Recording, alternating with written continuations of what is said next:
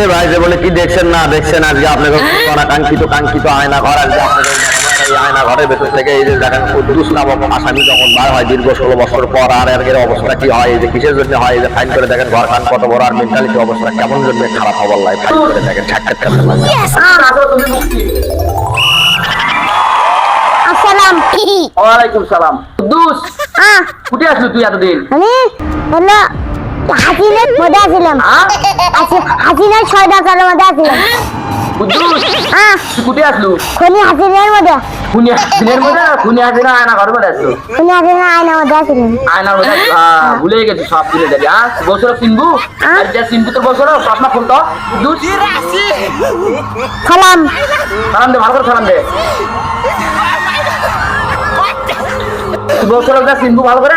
আসসালাম। সালামও দিতে পারতেছে না। কুদ্দুস সব কিছু ভুলে গেছে দুনিয়াদারি। দেখেন কতটুকু ঘরের মধ্যে সালাম। এই সালাম। মেন্টালিটি ঠিক নাই, কি? তার কোনো ঠিক নাই।